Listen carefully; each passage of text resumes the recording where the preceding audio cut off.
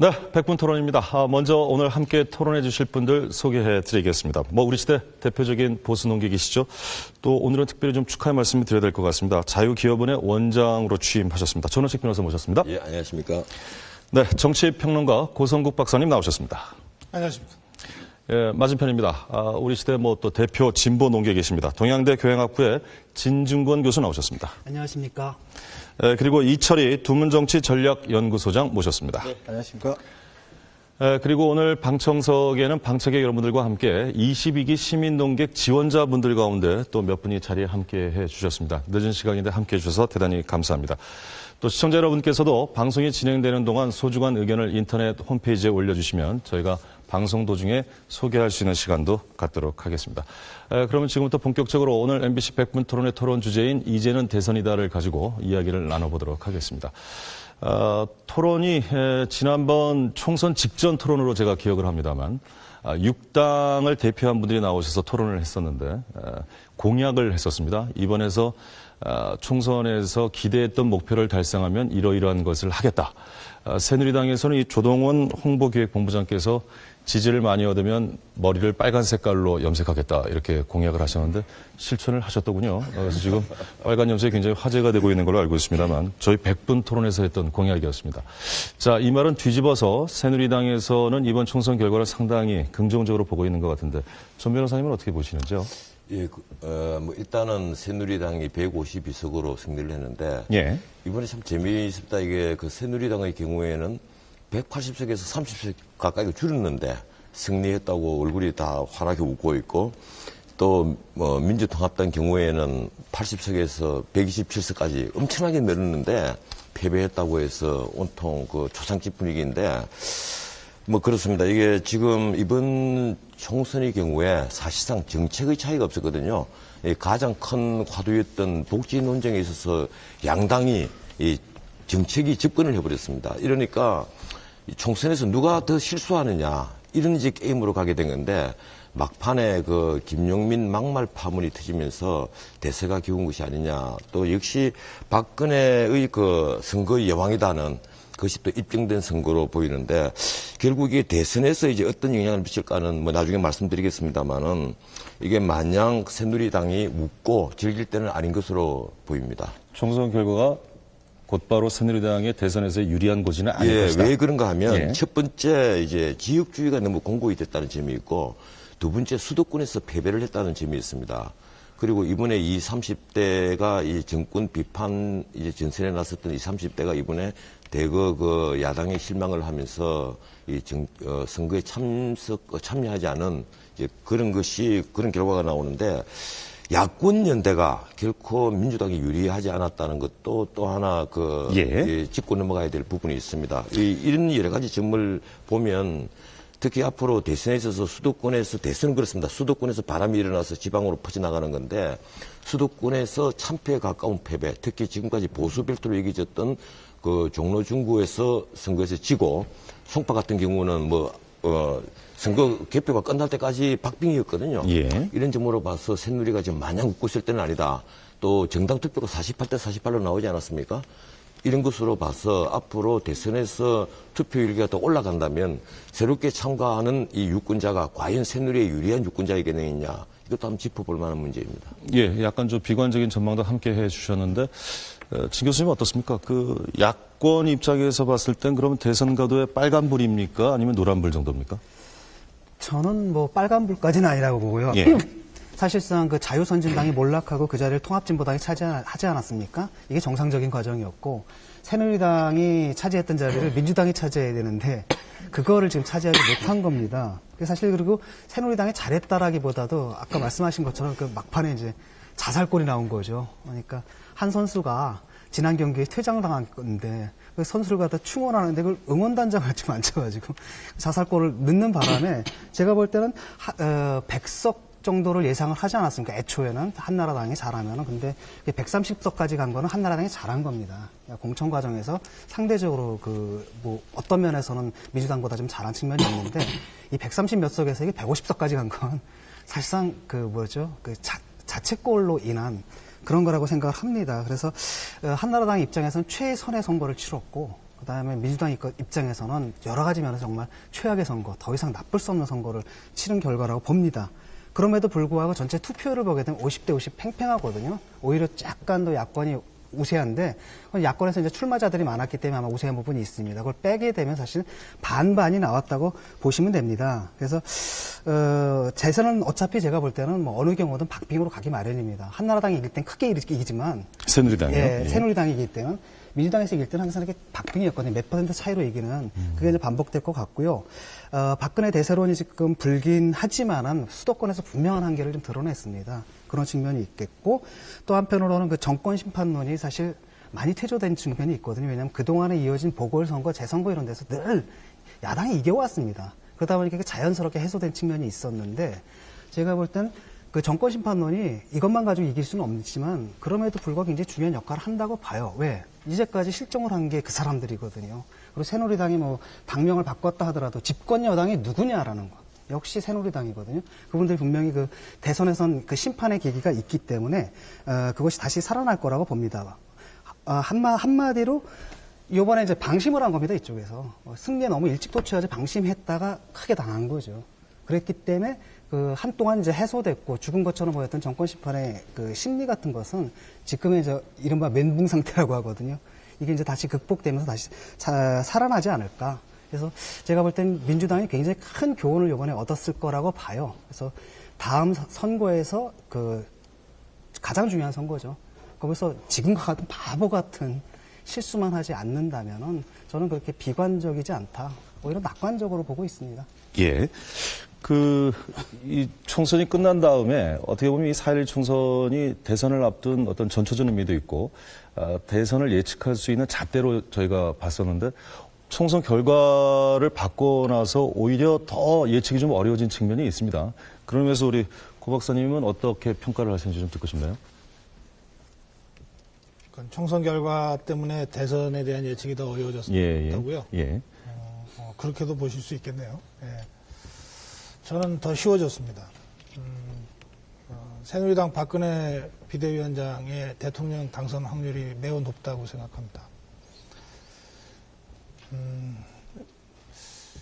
글쎄, 총선 결과를 놓고 이렇게 좀 극단적으로 의견이 갈리는 거는 역시 총선 결과에 대한 평가가 대선에 대한 전망과 연결될 수밖에 없는 이런 특수한 정치 지형 때문인 것으로 일단 이해는 합니다만, 그러나 뭐 지나친 사실 왜곡 같은 건 안 하는 게 좋겠어요. 4년 전과 비교해서 지금 총선의 결과를 평가하는 거 적절치 않습니다. 조금 전에 진중권 교수께서 말씀하신 대로 석 달 전 또는 6개월 전에 민심이 있잖아요.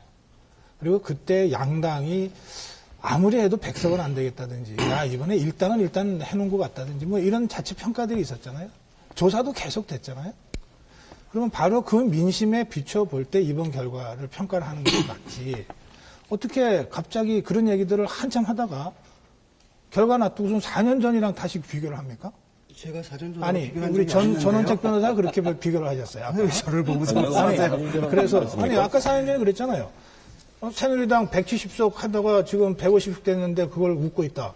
민주당 80석 하다가 127석 했는데 왜 아니, 그 얘기는 당연한 얘기 아닙니까, 그게? 그게 왜 논점이 돼야 되는지 저는 이해가 안 돼요. 저도 그게 왜 논점이 되는지 이해를 못 하겠어요. 하나의 관점이거든요. 네, 그래요. 다른 관점을 내시면 되는데, 왜 지난 선거랑 왜 비교하면 안 됩니까? 당연히 비교를 해야 되는 거죠. 어떤 관점에서는.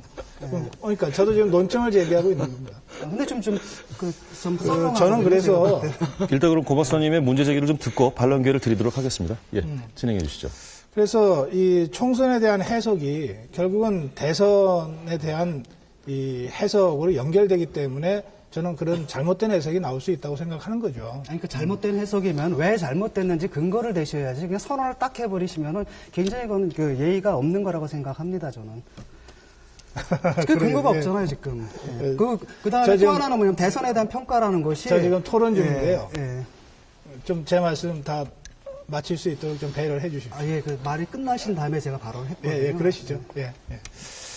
그래서 저는 이제 석 달 전 또는 6개월 전에 또는 뭐 굳이 비교하자면은 뭐 가장 가까운 전국 선거가 2010년에 있었으니까 그것과 비교해서 그동안 민심이 어떻게 변했는데 선거 결과가 예상보다 좀 다르게 나왔다든지 또는 민심을 잘 반영한 결과라든지 이런 식의 평가가 적절하다고 생각하는 것이고요. 그래서 새누리당의 총선 승리는 뭐 저는 승리라고 생각합니다. 그런데 여기에 이 수도권은 그러나 참패하지 않았느냐 이런 분석들이 많이 제기되고 있어요. 수도권만 보더라도 당장 수도권 그러면 서울만 우선 보면 서울 선거와 관련해서 비교할 수 있는 가장 가까운 선거가 작년 10월 26일 날 재보궐선거라고 저는 봅니다. 근데 이 경우에 박원순 후보와 나경원 후보의 득표율을 당시에 모든 언론이 선거구별로 나누었을 경우에 새누리당과 야권의 후보가 어떻게 당락이 결정될 것이다라는 거 전부 다 분석해서 다 보도했습니다. 그때 보면 새누리당 최선을 다해봤자 7석밖에 안 된다. 이게 다 일치된 보도였습니다. 그러면 6개월 전에 선거를 치렀다면 총선에서 서울에서 새누리당이 7석밖에 못했을 것인데 그런데 6개월 후에 막상 선거를 치러보니까 서울에서 16석을 했잖아요. 그러면 저는 이것을 참패라고 볼 게 아니라 새누리당이 어떤 이유에서인지 몰라도 상당히 선전한 결과다라고 보는 것이 사실에 근사하다고 저는 보는 겁니다. 그리고 그럴 때 선전한 요소를 찾아내고 또는 역으로 얘기하면 민주통합당이 사실은 41석을 해야 정상인데 6개월 전에 민심을 보자면 그런데 16석이나 새누리당한테 뺏겼다면 왜 그렇게 됐는지를 설명을 하고 분석을 해야 뭐 대선에 대한 준비도 되고 올바른 해석이 되지 않냐 저는 그렇게 생각하는데 지금 언론의 분석이 그렇지 못해서 네. 또는 대다수 전문가들의 분석이 그렇지 못해서 제가 이것은 좀 바로잡을 필요가 있다고 생각합니다. 그 문제 제기로는 충분히 이해를 하겠고요. 지금 이제 결론적으로 저희가 처음에 던졌던 그 의제와 관련해서는 그런 민심 변화가 있었기 때문에 이 총선 결과로 봤을 때 오히려 대선 예측은 편해졌다라는 게 지금 고고사님의 입장이신 거죠? 제가 공격을 일단 우리 이철희 소장님께 드리고 그다음에 기회를 좀 드리죠. 이 소장님 좀 오래 기다리셨습니다. 제가 발언도 하기 전에 벌써 싸움이 이렇게 벌어져서요. 아니 뭐 토론이 이렇죠. 말씀하십시오. 어쨌든 선거라는 건 어차피 이제 양쪽 진영에서 서로한테 유리하게 해석을 하는 거죠. 정치라는 게 기본적으로 이렇게 의미규정하는 싸움이니까요. 그런데 지금 우리 고 박사님 말씀처럼 이 객관적 사실을 어디에 근거해서 해석할 거냐는 논점이 다 다를 수 있습니다. 근데 우리가 이제 하나의 기준으로 흐름에 놓고 보면 작년 10월에 있었던 서울시장 선거에 비하면 이번 선거는 야권이 좀 부진했던 거는 틀림없는 사실인 것 같고요. 그러니까 흐름에 보면 야권이 진 선거는 분명한 것 같고 그런 점에서 보면 야권이 많이 아파하고 그 아파야 될 데서 반성하고 성찰해서 재기를 모색하는 게 맞는 것 같고요. 그러나 선거 결과라는 게 우리가 뭐 득표율도 따지고 의석수도 따집니다만 의석수에서는 완패를 했습니다만 득표율 기준으로 따져보면 또 야권도 또 할 말이 있거든요. 뭐 48대 48이든 46대 46이든 이 한쪽이 완벽하게 앞섰다라고 말할 수 없는 선거 결과가 나와 있기 때문에 그렇다면 그 부분에 있어서도 새누리당에게도 숙제가 주어져 있고 민주당에게도 숙제가 주어져 있는 겁니다. 근데 제 생각에는 각자가 장점도 드러났고 한계도 드러났거든요.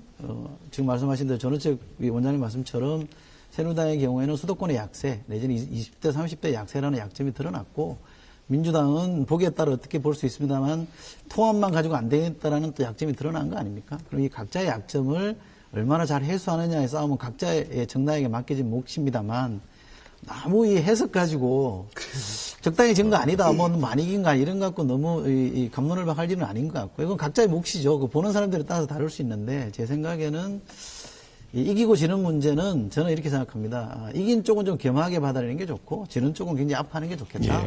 그런 점에서 보면 이후의 문제이지 이번 총선이 저는 대선 결과를 예고하고 있다 이렇게 보지는 않습니다. 알겠습니다. 지금 뭐 네 분이 이야기하시는 가운데 이제 저희가 총선 결과를 한번 짚어본 것은 이 구도가 앞으로 이제 대선에 영향을 미치기 때문에 짚어본 내용입니다. 그리고 또 이제 앞으로 향후 대선 주자에 대한 구체적인 얘기도 좀 나누게 될 것 같고요. 우리 전우철 원장님이 기회를 달라고 하셨으니까 짧게 드리죠. 뭐 방금 제가 공격을 받았으니까 근데 이게 뭐 토론에 있어서 뭐 감정적 대응은 좀 안 좋은 것 같습니다. 제가 그 박근혜 비대위원장의 좌클릭, 새누리의 좌클릭을 그동안 꾸준히 여러 방송과 신문을 통해서 비판을 해왔지만 그것은 제가 보수 농객으로서 당연한 그 제 일 중에 하나입니다. 그렇게 비판을 하지 않습니까? 좌클릭한 것은 분명하고 제가 늘 얘기를 합니다. 영국 노동당보다도 지금 현재 새누리의 정강 정책이 왼쪽에 가 있다. 비교를 해봐라. 그럼 객관적인 자료들이 다 나와 있지 않습니까? 예, 근데 보육 정책을 무상 보육하면서 0세부터 5세까지 국가가 전부 다 책임지겠다는 것은 전 세계 북한하고 우리나라밖에 없습니다. 그걸 새누리가 앞장서서 주장을 하고 있거든요. 이러니까 내가 보편적 복지를 평생 맞춤형 복지다고 해서 전면적으로 수용을 하는 박근혜 비대위원장을 제가 공격을 하는 겁니다. 그 새누리라고 하면서 당 색깔까지 빨간 색깔로 바꾸니까 제가 공격을 하죠. 그런데 제가 근급시 방금 여러 가지 얘기를 한 것이 아니고 이번 선거에 있어서 이 김용민 후보의 막말 파문이 벌어졌고 또 하나 이번에는 정책적 접근이 이루어졌기 때문에 결국은 정책의 싸움이 아니고 누가 실수를 많이 하느냐 경쟁이었다고 제가 모두에 말씀을 드렸습니다. 그래서 이번에 새누리가 그렇게 우세를 하게 된 원인으로서 또 그러면서 제가 늘 하는 얘기입니다만은 지금까지 한나라당이 여러 정치평론가들 얘기를 하는데 최하 확보할 수 있는 석은 도둑놈 뒷전에 가더라도 120석은 받는다는 것이 지금까지 정치평론가들의 얘기였습니다. 그런데 152석까지 받았다면 이것은 양당 체제에서 압도적 우위의 선거거든요. 새누리 승리 맞습니다. 그리고 박근혜가 선거 여왕도 맞고요. 내가 모두 그렇게 얘기했지 않습니까?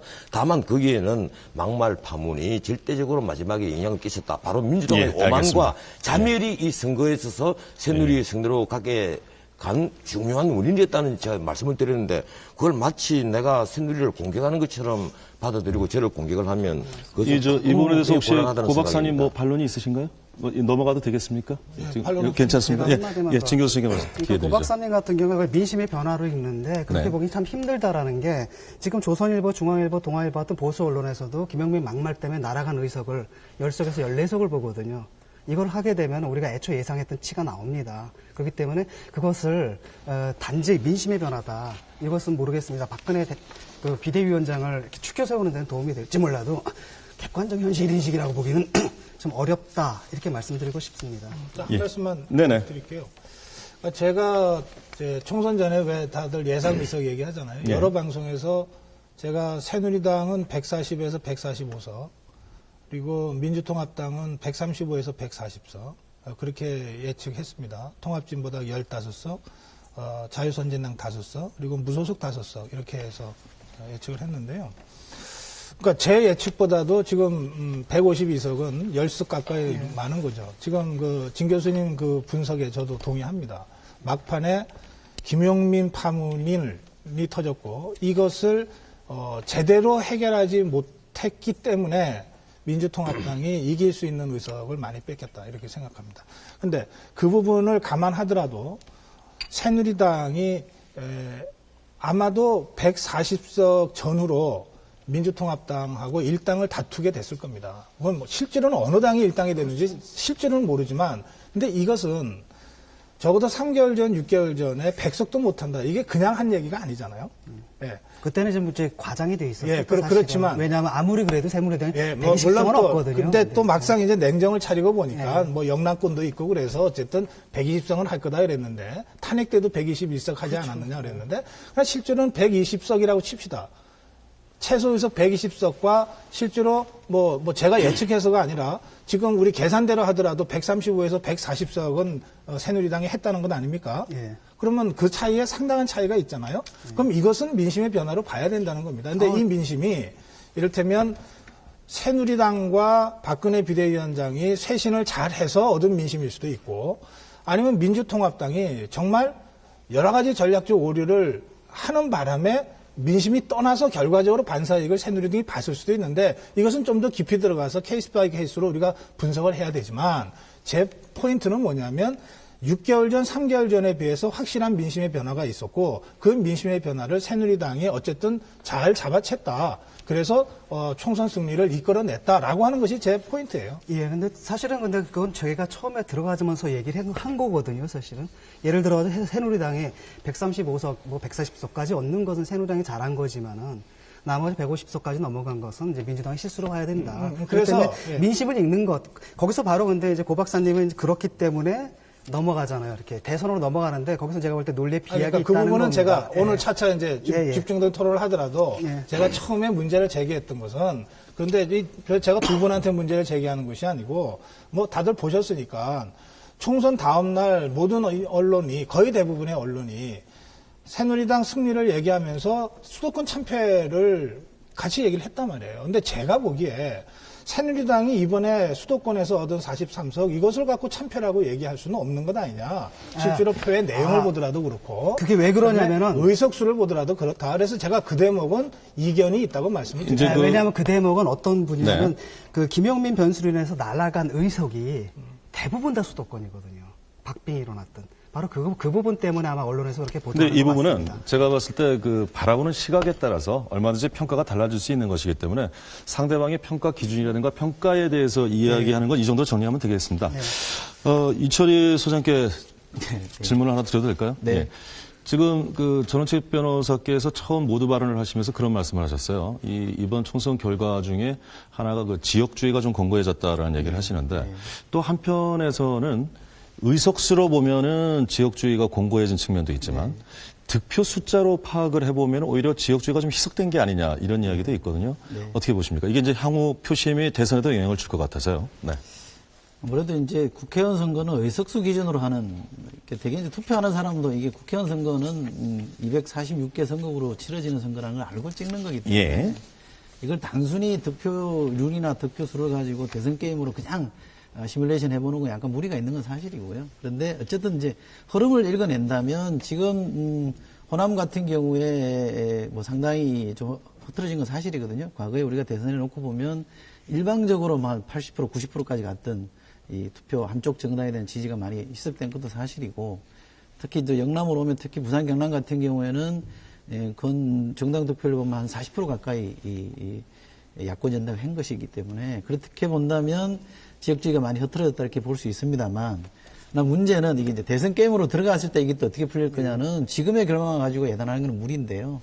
저는 전체적으로 선거전이 어떤 주제로 진행이 되느냐가 중요한 포인트라고 봅니다. 만약에 이번 선거전이 정책적 쟁점이나 노선 가지고 대립이 첨예하게 붙었다면 더 많이 희석화 됐을 거라고 보고 그것이 갖는 의미가 분명하게 지속이 될 텐데 예. 그러지 않고 지역구의 후보들이 득표한 걸 기준으로 그냥 통계내서 합산해서 지역주의가 완화했다. 이거는 좀 무리한 해석인 것 같고요. 그런 네. 점에서 보면 이번 선거전은 지역주의가 만약에 심화됐다고 본다면 그것은 결국 양당 공이 이슈 선거나 정책 선거를 안 했기 때문에 빚어진 현상이고요. 그렇게 본다면 정치라는 건 결국 정당이 어떤 메뉴를 내놓는가에 따라서 유권자가 반응하는 것이기 때문에 이번 다음 대선에서 만약에 후보들이 인물 경쟁이 아니라 노선 경쟁이나 뭐 이념이나 정책 경쟁으로 간다면 더 많은 지역주의 완화로 저는 갈 거라고 봅니다만, 그러지 않고 그런 노선 대결 없이 그냥 사람의 문제로 간다 이러면 결국 그건 지역주의를 다시 발흥시키는 겁니다.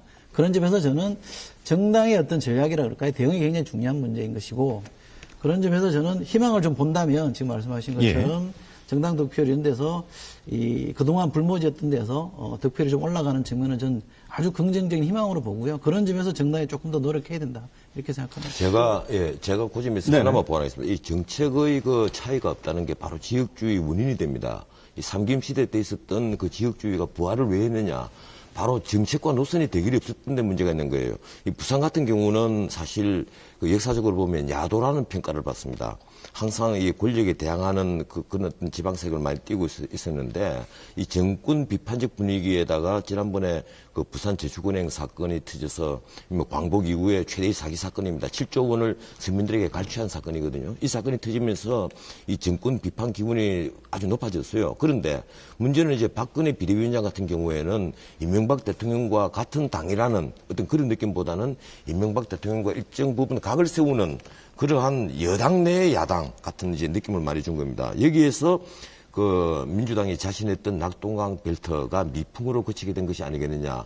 그런데 문제는 제가 왜 지역주의가 강구해졌다고 표현하는가 하면 이 제수시 그 성폭행 미수 사건으로 문제가 됐던 그 포항의 김모 후보 또 그리고 논문 표절, 이 명백한 표절입니다. 저도 확인을 해봤어요.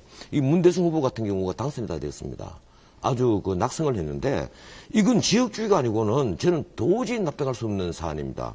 이런 걸로 봐서 이 지역주의 부활은 사실 우리 정치가 일정 부분 후퇴했다는 느낌도 주지만은 또 한편 아까 모두에 말씀드렸다시피 정책의 대결이 없고 노선의 대결이 없으면서 이 선거에서 그 양당이 누가 먼저 실수를 많이 하느냐, 이제 이게 수도권의 싸움이었다면 지방에 있어서는 역시 호남은 민주당, 뭐 호남은 이번에 이정인 후보 같은 경우에는 바로 투표 직전까지 여론조사에서 우위를 보였습니다. 그런데 투표함을 딱 깨놓고 보니까 완전히 역전도 엄청나게 진행돼 버리거든요. 예. 이런 걸로 봐서 이 지역주의 부활은 이 어찌할 수 없는 사안이다. 이런 생각을 알겠습니다. 예, 고성욱 박사께서 반론 있으신 것 같나요? 예, 반론이기도 합니다. 네. 그러니까 정책 선거가 안 돼서 지역주의가 부활했다. 저는 그렇게 생각하지 않습니다. 이게 이번 총선의 성격과도 관계되는 것인데요. 야권은 정권 심판론 프레임을 갖고 나왔고 새누리당은 미래선택론을 갖고 나왔잖아요. 맞아하면 대선 전초전의 성격을 부각시킨 건데요. 결과적으로 보면 대선 전초전의 성격이 정권 심판론을 이겨버린 것 같아요. 이렇게 되면 어떻게 되는가 하면요. 이제 이정현 후보나 김부겸 후보를 예를 들면 이분들이 선거를 할 때 뭐라고 호소를 했는가 하면 호남 30석 중에 한 석 정도는 색깔 좀 다른 사람한테 줄 수 있지 않느냐. 김부겸 후보도 똑같이 그렇게 호소했습니다.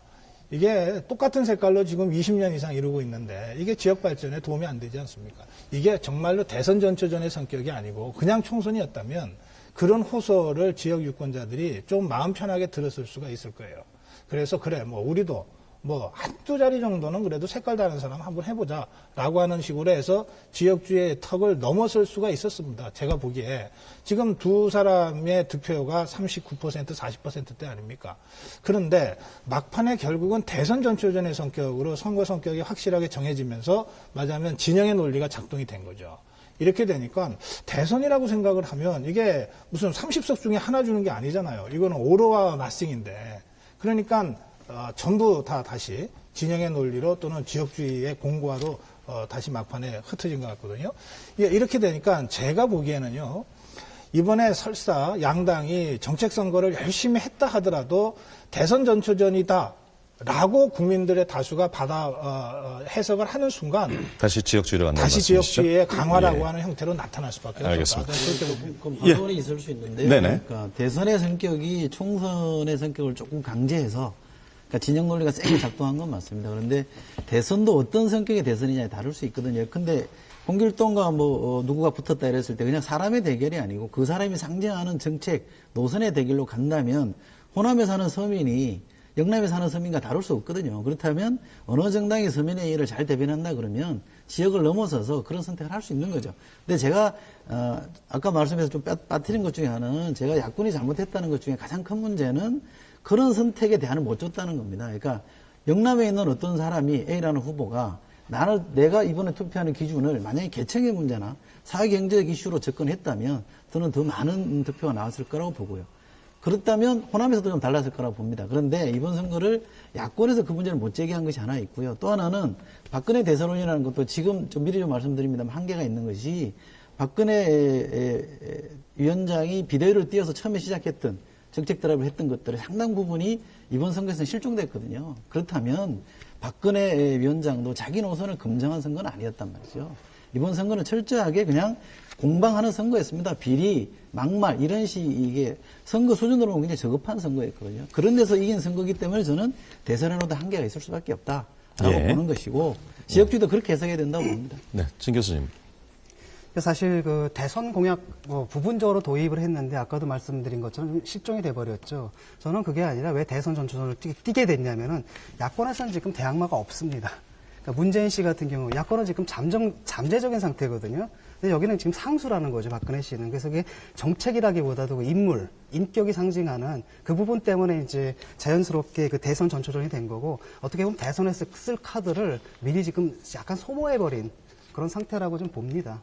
예, 그러니까 알겠습니다. 총선에서는 당연히 좀 불리하죠. 왜냐하면 선거를 나가도 저쪽에서 확실한 대권 주자가 쓸고 다니는데 이쪽에서는 지금 검증받고 있는 사람이 뛰고 있는 이런 부분들이 좀 제가 있고. 한 가지만 더 예. 짚을게요. 예. 거기 이제 근데 이렇습니다. 이게 박근혜 비대위원장이 그 중도를 흡수하기 위해서 좌클릭을 하면서 보수의 결집도가 약해지지 않습니까?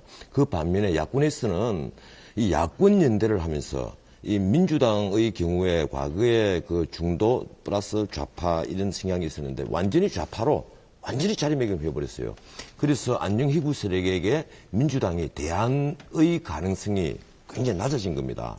대안으로서 어떤 그보다는 오히려 불안감을 많이 준 거죠. 안정희구 세력에 한해서 그렇다는 얘기입니다. 그래서 저는 야권연대 같은 경우에 이게 진보 당에는 엄청난 도움이 됐지만은 민주당에는 결코 도움이 되지 않았던 것 아니냐. 그래서 강원도에서 몰패한 것은 바로 이 야권연대가 또 치명타였을 것이다. 이런 생각을 합니다. 제가 한 말씀 예. 더 반박겸을 말씀드리면 야권연대가 그렇게 해석될 수도 있다고 봅니다. 보기에 따라서는. 그러나 통합진보당이 이른바 노동자 벨트에서 다 졌거든요. 지금 노동자들이 이 통합진보당을 보는 시선 자체가 이미 그쪽에서 볼 때는 우클릭했다고 보는 겁니다. 지금 이제 원장님 보시기에는 전체가 좌클릭했다고 보지만 아니 그 그쪽은 안에 잠깐만, 일부가요 김정일을 동지라고 부르는 분이 비례대표에 공천을 받았습니다. 그런 게 더 영향을 미친 게 아닐까요? 아니 그러면 새누리당에는 이명박에 대해서 뭐 충성하거나 이명박 대통령에 충성하거나 아니죠. 이명박 대통령의 경제정책에 대해 동의한 사람 없습니까? 제 말씀은 어떤 뭔가 하면 정당이든지 좌파를 그건 다 하면 제대로 있고요. 좌파를 해야지 왜 친북 좌파를 하냐는 겁니다. 그게 불안감을 증폭을 시켰다는 거예요. 아니 그 친북 좌파를 규정하는 것 자체가 좀 동의할 수 없는데요. 친북은 친북 맞죠. 지금 말씀하신 얘기는 야권연대 효과에 대해서 말씀하시는 거잖아요. 종북이라고 표현할까요? 그렇게 보면 야권연대는 전체를 좌측으로 끌고 간 게 아니라 이번에 통합진보당이 진보 아젠다를 꺼내서 판 전체를 좌클릭시킨 게 있습니까? 없잖아요. 그렇게 보면 글쎄요. 아니죠. 이게 지금 제가 보기에 민주통합당하고 이정희 대표하고 그 정책 합의를 했지 않습니까? 그걸 검토를 한번 해보십시오. 민주당이 과거의 정책에 비해서 민주당도 이 새누리가 이쪽으로 오니까 뭐 겁이 나서 그랬는지 한참 도망을 들어가 그건 버렸습니다. 아니고요. 야권연대 때문에 좌로 간 게 아니고 들어갔죠. 만약에 좌클릭했다면 독자적인 판단에 의해서 그렇게 간 것이죠. 정략적인 야권연대를 성사시키기 위해서 원치 않았던 행보를 왼쪽으로 간 게 아니고 지금 유권자가 왼쪽으로 갔기 때문에 간 겁니다. 아니 모든 예, 언론에요. 저, 그 지금 진보당에 총선 후에 끌려가는 민주당이라는 게 다 나와 있습니다. 총선 모든 후에 그렇지 알겠습니다. 않습니다. 잠시만요. 그 민주당 내 예. 그 향후 진로와 관련해서 지금 이 문제와 관련해서 볼 때 두 가지 의견들이 같이 있잖아요. 이를테면 이번에 제대로 좌클릭을 못해서 졌다고 하는 의견이 있습니다. 그죠? 그다음에 이게 지나치게 좌클릭하는 바람에 중간층을 잃어버려서 졌다는 분석들이 또 있어요. 그러니까 이거는 총선에 대한 평가로 끝나는 문제가 아니고 대선으로 가는 과정에서 민주당이 어떤 식으로 자신의 입장을 다시 재조정할 것이냐라고 하는 문제이고 동시에 대선에서도 민주통합당과 통합진보당의 정치연합 얘기가 나오지 않겠습니까? 그럴 경우에 총선에서 만약에 민주통합당과 통합진보당의 정치연합이 실패했다면 민주통합당 입장에서 볼 때 만약에 실패했다면 그렇다면 어떻게 다시 성공적인 정치연합을 만들어낼 것이냐라고 하는 숙제를 던져주는 문제고 더 중요하게는 어느 진영 논리에도 기대지 않겠다고 한 안철수 교수를 야권에서 어쨌든 크게 봐서 함께 가야 될 사람이라고 한다면 바로 그 안철수 교수와 관계 설정을 어떤 방식으로 할 것이냐라고 하는 문제가 또 얽혀 있는 것이거든요. 예. 그래서 저는 소모적으로 뭐 이게 총선 때 뭐 좌클릭 했냐 마냐 이런 논쟁보다는 앞으로의 대선 전국에서 야권이 어떤 방식으로 이 문제를 풀 것인가에는 어쨌든 초점을 맞출 필요가 있다고 생각합니다. 알겠습니다. 지금 저희가 이 19대 총선 결과를 잠깐 좀 짚어본 이유는 이것이 현 구도가 어찌됐건 이 대선에 영향을 미치기 때문에 그런 바탕에서 좀 짚어봤습니다만 역시 총선 얘기 나오니까 뜨거워지는군요. 시간이 좀 많이 지났습니다. 그래서 이제 본격적으로 좀 대선 이야기를 해보려고 합니다. 이 지난 총선을 앞서 잠깐 고 박사님께서 지적을 해주셨습니다만 총선 프레임이 어떻게 보면은 정권 심판론과 거대 야당 견제론 또는 미래 권력론 뭐 이렇게 지금 잡고 있습니다만 과연 이 프레임이 대선에서도 유지될 것인가 또 일부에서는 이 정권 심판론에 대한 피로감을 이야기하는 부분들도 있고요. 그래서 이런 이제 개괄적인 이야기를 포함해서 이제 구체적인 대권 주자와 관련된 이야기도 좀 이야기를 해봤으면 합니다. 이 질문은 먼저 말씀하신 데 제가 약간의 반론 하나만 말씀드리면 네네. 한쪽은 정권 심판론이고 한쪽은 미래 권력론 저는 이 구도는 아니었다고 보고요. 예. 양당 공이 박근혜 위원장이나 민주통합당이나 공이 저는 반 정권 심판론 선거를 했다고 봅니다. 기본 프레임은 그거였다고 보고요. 그러나 누가 더 반행비를 잘할 거냐 이른바. 박근혜 위원장은 제가 아까 원장님 말씀처럼 과거의 세종시 수정 문제라든지 뭐 18대 총선 공천 문제라 이런 와중에 이명박 대통령과는 각이 서는 스탠스를 보였던 거 아닙니까? 그렇기 때문에 일반 국민의 시선으로 볼 때는 박근혜 위원장에게 심판론을 해낼 수 있는 사람 그러니까 지금 현 정권과 차별할 수 있는 사람의 이미지가 살아있는 건 분명한 것 같고요. 예. 그걸 잘 살려낸 선거죠. 그런데 이쪽은 우리는 반대를 하지만 박근혜 위원장보다 더 잘할 것 같은 인상을 못 준 겁니다. 내용도 못 준 것이고. 그렇기 때문에 저는 기저에 깔린 거는 정권 심판들이 기저에 깔렸는데 이 심판이나 차별화를 박근혜 위원장이 더 잘할 것처럼 보였기 때문에 그쪽이 이긴 것이지 두 개가 선명하게 대립된 건 아닙니다. 지금 그 대선에 있어서는 이 문제는 그 야권의 후보가 어느 쪽으로 결정되느냐 하는 문제와 연관이 되어 있습니다. 예.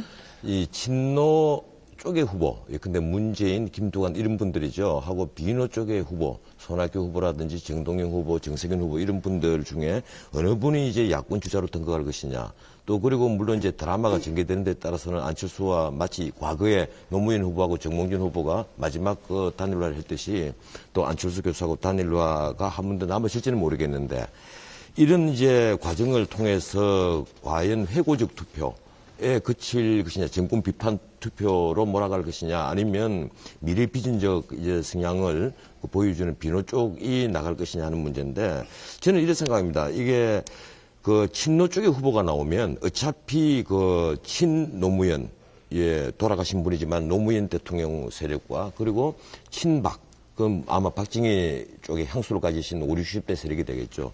이런 이제 대결이 앞서기 때문에 이게 정권 비판의 문제가 아니고 친노냐 친박이냐 이런 이제 싸움이 더 중심적으로 벌어질 겁니다. 그런데 그렇지 않고 그 손학규라든지 비노 쪽의 후보가 만약에 야권 후보로 등장을 한다면 이 선거의 양상은 조금 달라지겠죠. 아까 그 진 교수님은 뭐 어떤 경우라도 박빙이라고 표현을 하는데 저는 오히려 그 친노 친박 이렇게 가면 박빙이 될 가능성이 있습니다만은 이 정권 비판 쪽으로 만약에 바람이 분다면 과거의 넥타이 부대나 하이힐 부대가 다시 등장을 할 20대, 30대, 40대가 다시 결집을 해서 투표장으로 향할 가능성이 굉장히 높아지고 그렇게 될 경우에는 의외의 결과가 또 나올 가능성도 높아진다는 겁니다. 그만큼 이번 이명박 정권에서 중산층이 붕괴가 됐고 이 서민들이 굉장히 그 물가 대란 등을 비롯해서 가처분 소득도 많이 줄고 해서 생활고가 굉장히 깊어졌어요.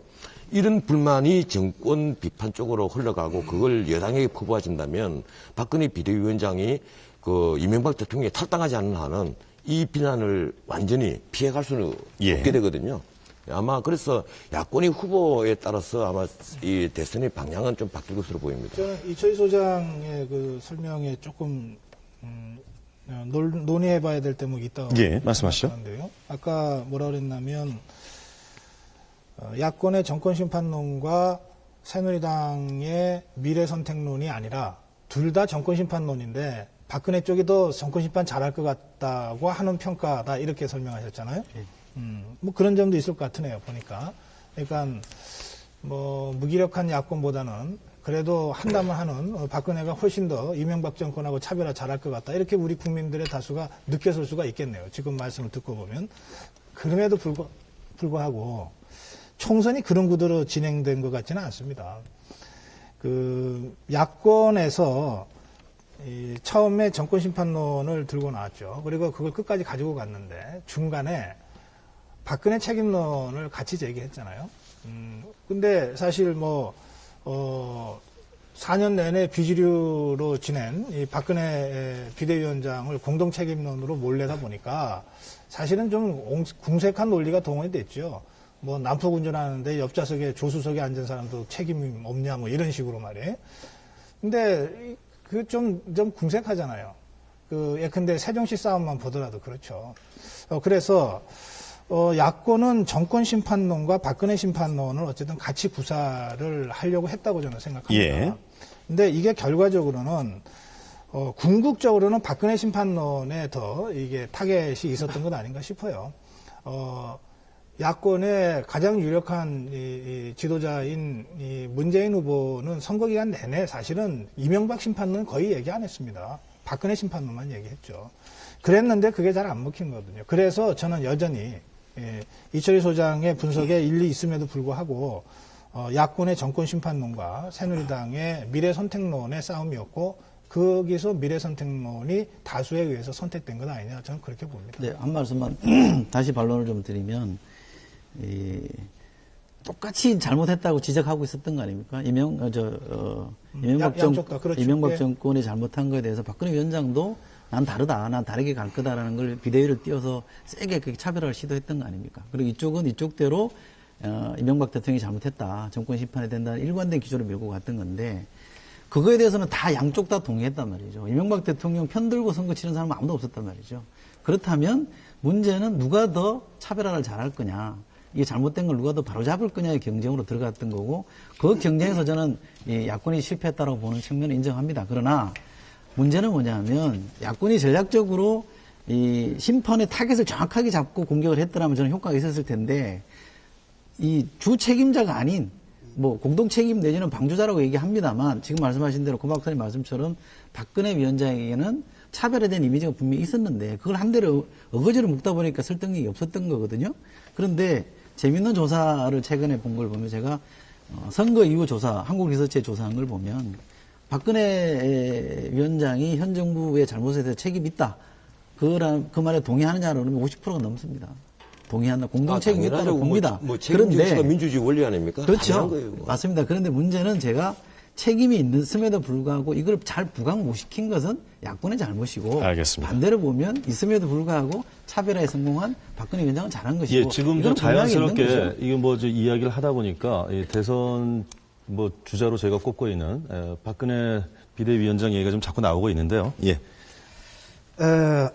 이번 선거는 그 세 가지 코스프레가 성공한 박근혜 비대위원장의 그 선거라고 봅니다.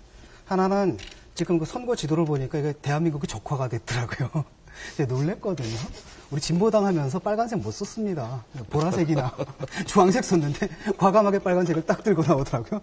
실제로 이제 그 공약이다라는 게 좌클릭하셨고, 아마 이제 그 부분을 전원석 변호사께서 계속 지적해온 것 같은데, 사실 그 보수 정당이 그런 정책을 쓴다라는 게 얼마나 진정성이 있느냐 이런 문제가 있거든요. 그래서 그 좌클릭을 일종의 그 착시 현상을 만들어 놓은 거죠. 그건 왜 그러냐면 지금 유권자들이 원하는 게 이 우경화된 정권의 그 정책에 대한 수정을 원하고 있거든요. 그러니까 확 바꾼 거란 말이죠. 그래서 하나는 뭐냐면 좌파 코스프레가 있었고요.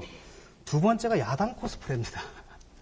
딱 보면은 아까도 얘기한 것처럼 이건 뭐 여당인지 야당인지 구별이 안 되는 겁니다. 그래서 그 친박계, 탄압받았던 친박계며 또 세종시와 각을 세웠던 이런 걸 내세워가지고 어떻게 보면 두 야당이 지금 싸운 이런 느낌을 좀 준단 말이죠. 그래서 아마 그런 분석이 나오는 것 같습니다. 그럼 마지막으로 그렇게 큰 건 아닌데요. 희생자 코스프레입니다. 민간인 사찰 나왔을 때 갑자기 이분이 공동 정권에서 공동 책임이 있는데 나도 희생자다라고 나올 때 할 말이 딱 없더라고요. 또 근데 상당 부분 더 먹혔거든요, 그게. 그래서 근데 문제는 뭐냐면 이게 이제 선거 기간 동안에 먹혔는데 이게 사실이 아니잖아요. 그렇기 때문에 이게 과연 얼마나 먹힐 수 있을까? 이게 계속될 수 있을 것인가? 향후에도 그렇죠. 이런 것이 대선에서 영향을 줄 것이냐? 예, 좀 전에 보면 이제 뭐 책임이 50% 넘는 그 유권자들의 책임이 있다라고 했을 때 한 번은 먹히지만 뭐 계속 먹힐 수 있느냐라는 데 대해서는 저는 의구심이 좀 있습니다. 저는 지금 이철희 소장이 인용하신 이 조사에는 이런 것이 내용상 들어가 있습니다. 말하자면 이명박 대통령, 이명박 정부의 잘못을 바로잡을 책임까지 했느냐, 책임 있게 했느냐, 이 부분에서 문제가 있다, 이런 판단까지 들어가 있는 것으로 저는 이해를 합니다. 어쨌거나 지금 진중권 교수께서 말씀하신 이 세 가지 대목이 사실은 그렇지 않은데, 진정성이 없는데, 맞아요. 선거를 위해서 일시적으로 장식품처럼 쓴 건 아니냐, 이런 말씀이세요. 그런지 안 그런지는 저는 좀 지켜볼 필요가 있다고 생각합니다. 예컨대, 이 좌클릭이라고 표현되는 이 중간층을 적극적으로 공략하는 전략, 이거 하기 위해서 정책 쇄신했고, 그리고 김종인 비대위원까지 영입했고, 그리고 실제로 새 정강 정책을 발표하면서 1조의 경제민주화 조항 넣었습니다. 그런데 이 모든 것이 다 사기다, 진정성 없는 쇼다라고 단정하고 얘기한다면 뭐 할 말 없어요. 그러나 저는 지켜볼 필요 있다고 생각합니다. 당장 선거 직후에 박근혜 비대위원장이 100% 국민 약속 지키는 실천본부부터 결성하지 않습니까? 그러니까 실제로 공약을 얼마나 지키기 위해서 노력하는지를 보면서 판단할 수 있다고 저는 생각합니다. 예. 그다음에 두 번째요. 예. 야당으로 말하자면 보이도록 노력했다, 이 대목인데요. 실제로 그 역대 정권에서 특히 정권 말기에 선거가 매우 어려울 때 대통령과의 차별화, 정권과의 차별화 하지 않은 그런 정당 없지 않습니까? 이거는 말하자면 새누리당 입장에서 일단 보시면 이런 거 하지 말아라, 거짓말이다라고 하면 그냥 앉아서 죽으라는 얘기입니다. 그러니까 새누리당이 정말로 서바이벌 하기 위해서 정책 쇄신하고 인물 40% 이상 바꾸고 당명까지 바꾸고 뭐 하여튼 그러면서 여기까지 온 거거든요. 예. 비난하는 게 아니 그래서 그러니까 저는 이게 지금 이게 다 이 진정성 없는 것이다라고 지금 단정하고 말씀하셨기 때문에 그런지 안 그런지를 좀 보자라고 저는 코스프레인지 반론하는 아닌지는 좀 두고 보자는 예, 말씀이시고요. 야당 예. 부분은 저는 앞으로 이명박 정부와의 관계에 있어서 어느 정도 시시비비를 제대로 가리는가를 봐가면서 판단하는 문제 아니냐 이렇게 생각합니다. 당장 이상돈 비대위원이 저랑 토론하면서 자기가 야당인지 여당인지 잘 모르겠습니다 이러더라고요. 그게 그냥 수사가 아니에요. 실제로 그런 정체성의 혼란 같은 거를 느끼고 있다고 좀 봅니다. 그래서 그것은 앞으로 어떻게 선택할 것인가의 문제 아니냐. 좀 그런 관점에서 좀 여지를 열어놓고 좀 지켜보자. 알겠습니다. 그렇게 말씀드리고 예, 싶습니다. 진 교수님께 네, 기회를 드리죠. 제가 왜 그 정책의 그 진정성이 없다라고 판단을 했냐면은 하나는 그 태생적 한계입니다. 예를 들어가지고 정치다라는 게 이제 좋은 정책이 있으면 받아들여가지고 되는 게 아니잖아요. 권력 관계입니다. 여기 정계, 재계, 관계, 그 수많은 사람들의 인맥 관계, 거기서 결정되는 게 있거든요. 그러니까 아무리 공약을 내세운다 하더라도 결국은 어떻게 되는 겁니까? 누가 정권을 잡으나. 늘 거기 있던 사람들이 있었잖아요. 그런 면에서 한나라, 새누리당은 가장 앞선, 가장 그쪽에 자기들이 개혁하려고 하는 데서는 가장 친밀하고 또 그들과 가장 밀접한 권력 관계를 맺고 있는 집단이거든요. 그렇기 때문에 앞으로 하겠다라고 하는 건 뭐냐면 개의가 나는 앞으로 가겠다라고 약속을 하는 거거든요. 그걸 저희 보고서 믿으라는 얘기냐는 거죠. 또 하나는 뭐냐면은 사실 박근혜 이명박 정권의 경제 정책을 결정한 것은 박근혜 후보였어요. 줄푸세 공약이었거든요. 사실 이명박 대통령은 경제 대통령이라고 하지만 경제 공약이 없었습니다. 사실상 747이었는데 그건 경제 정책이라기보다는 그냥 구호거든요. 그럼 뭐였느냐? 줄푸세입니다. 그렇잖아요. 세금 줄이자. 그렇죠? 규제 풀자. 법질서 세우자. 결국에서 부자 감세했죠. 이거 받아들였습니다. 이명박 당선자가. 그래서 이걸 실천했거든요. 근데 지금 우리가 당하는 문제가 바로 이런 문제라는 겁니다. 부자 감세. 그렇죠? 빈부격차 심화됐고 재정 악화됐습니다. 규제 완화.